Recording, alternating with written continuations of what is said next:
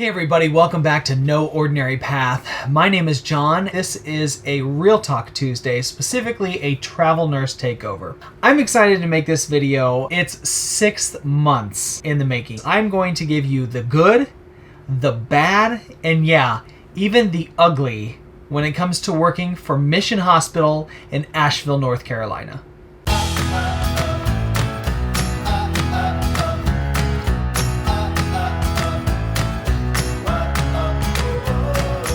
All right, so I got to get right to it, right? Asheville, North Carolina is a beautiful, much desired travel destination for nurses. It has been on our list for a long time for a couple of different reasons. I mean, we initially thought we were going to move here, right? So I knew I wanted to work at this place and give it a best shot that I could. I knew that this was an HCA facility. HCA is a very large hospital health system. Just a couple things that I looked up here. There's over 184 hospitals in 21 states in the USA, and they employ upwards of like 100,000 nurses. They see over 31 million patients a year. And probably the one thing that they're known for the most is they are a for-profit hospital health system. So a couple of facts about Mission Hospital. Mission is one of the largest hospitals in the region. It's on the kind of western part of North Carolina in the Blue Ridge Mountains. It is a 815-bed hospital system. It is a level 2 trauma. It is the only trauma center of its kind in this whole region of North Carolina. Despite only being a level 2, it has a humongous emergency department. So if you're looking for a good place to travel for an ER assignment, this place has a 94-bed ER and it is always hopping. Now, COVID is definitely a thing here. They are seeing a ton of COVID patients. A lot of them come through the ER and get shipped back out. A lot of them come and get admitted. We're still seeing some in the ICU. I'll get to that in a little bit, but it is very busy emergency department. Okay, so I'm an ICU nurse. Again, if you're new, that's what I do. I'm an ICU travel nurse. I work at all the different kinds of ICUs. This hospital specifically has 4. You've got a medical surgical combined ICU, a neurotrauma combined ICU, a specific cardiac ICU, which deals with like heart failure and that kind of stuff. And then you've got a CV or cardiovascular ICU, and that's where you're going to see like open heart patients and those kind of things. This hospital does deal pretty highly in acute care. It is not a teaching facility, but you are going to see nursing students and things like that coming through. There is certainly proning of patients. There is ECMO, although that's only done in the CV ICU. They do have other big units and stuff like that. So that's what we can say about the HCA facility and Mission Hospital. I will say this is the first time I have ever worked for an HCA facility, so there was some learning things involved with working for a for-profit system. So let's get right into it. The good. All right.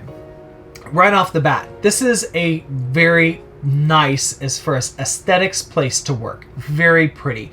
They have a brand new acute care tower, so all of the ICU rooms are gorgeous. We're talking major lifts, new beds, the views, you guys. The views out of these rooms are like 5-star hotel views of the Blue Ridge Mountains all around everything. It is a beautiful, beautiful, up-to-date place to work. Great PPE. I was very happy about this assignment because I knew I was going to be working COVID. When you're an ICU nurse and you're traveling, you're going to get COVID patients. So I knew this was going to be a thing.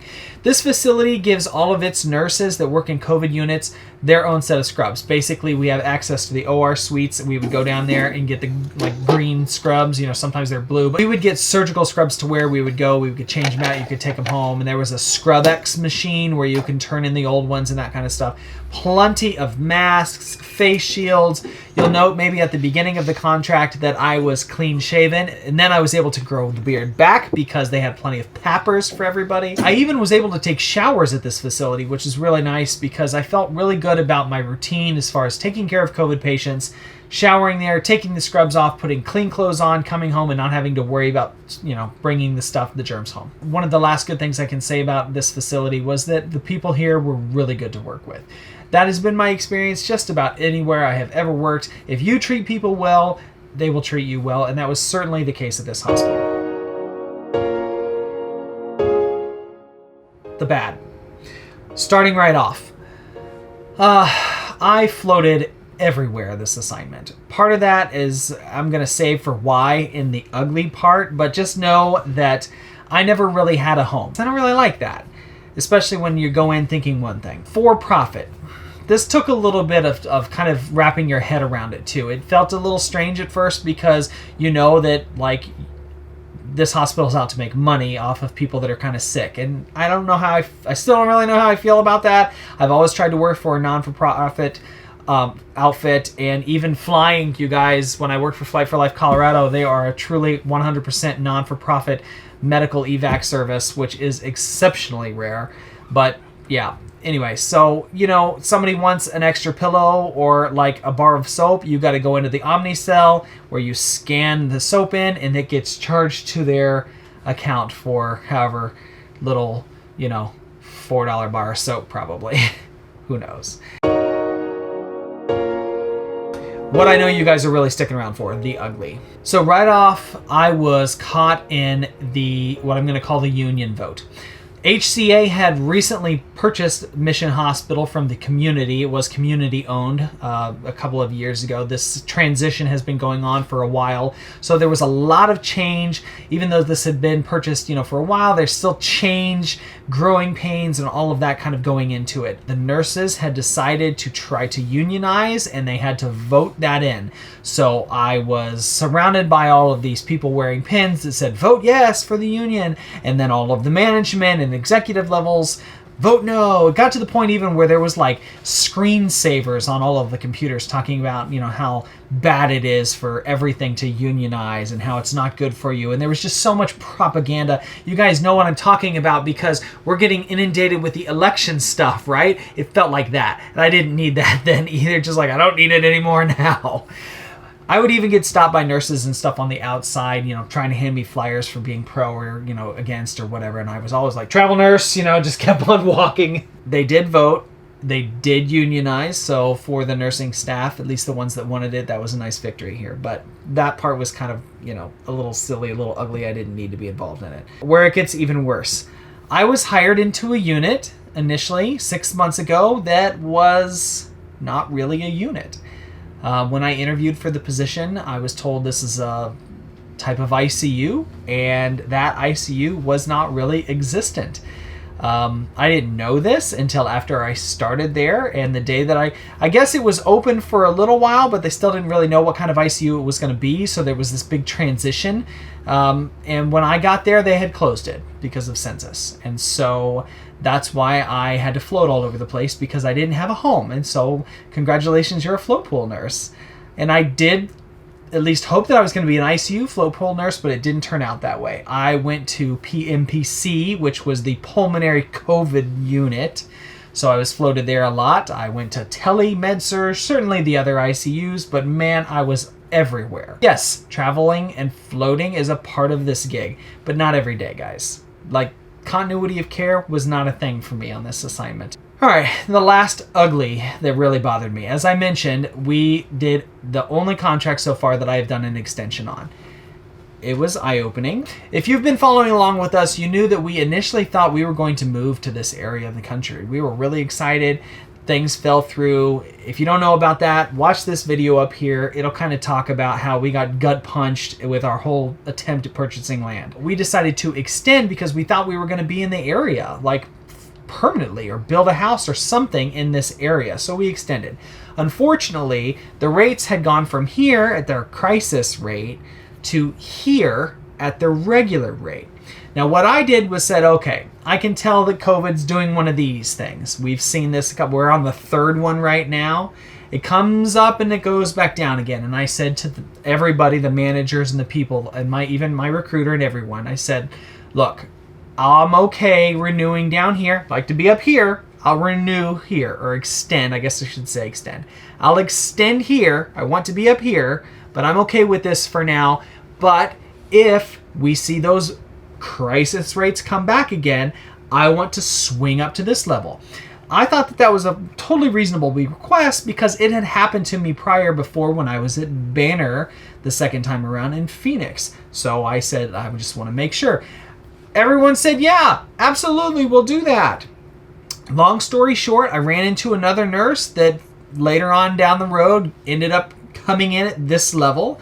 So I called my recruiter up. I called Tasha up with Atlas, and I said, "Hey, Tasha, what's going on? Where's my money? Show me the money."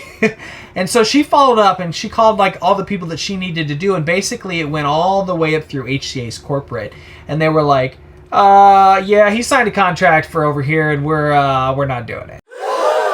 And I was, well, you can imagine. Here's what I learned. I will never trust verbal agreements again. I am not upset with the managers. I am not upset, certainly, with Tasha or Atlas Med staff, because I know for a fact that they did go to bat for me to try to get that rate, and they weren't very happy about it either.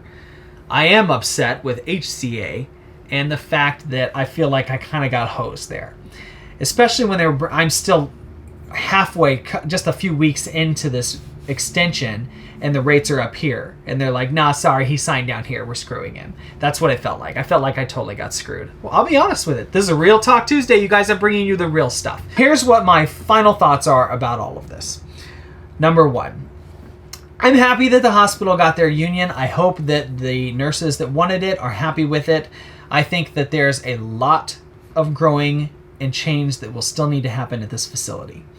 I will make sure that any contract that I take, again, when I interview with, or if I get the opportunity to interview for, I know what I'm going to get into. And I certainly will make sure that I will no longer have any verbal agreements at all in a contract. If I am promised something, it will be in writing in my contract, and that's what I refer to as the stupid text. It was stupid on my part to just assume that that was going to be the case. Again, I know the management, and I know Tasha certainly didn't have anything to do with it, so I'm not upset with really anybody except for this giant corporate entity who, I think could treat their personnel better that are coming to help them. So that's it, you guys. I hope you found it informative. If you're going there, it is a fun place to work. Just, mind the P's and Q's like I said, and you'll enjoy yourself. Oh my gosh, certainly totally worth the area though. Beautiful. My tip, go in the fall. The leaves, it is beautiful. We have a contract with Fast Staff now just because Atlas didn't have any short-term contracts, so I'm going to let you know what it's like working for that company for a little bit. Probably go back to Atlas because I really like them, but we'll see. And we'll also see, because this next contract here in Nashville, Tennessee is another HCA facility. I will be here for 6 weeks. I'll let you know how it goes. As always, guys, thank you for being here. If you're new, let me know in the comments below. Hit the video, give it a thumbs up, like, subscribe, all the things. Thank you for being here, and I'll see you out there. John Farnsworth. Clock out recorded. Thank you for using the system. It's always fun by the end of assignment because you've always figured out the most interesting and best ways to come into the hospital from your non-typical entrances. I come in by the trash. To the parking garage and lot that's right down here. Biggest problem with having a big truck is it never fits in the parking garages.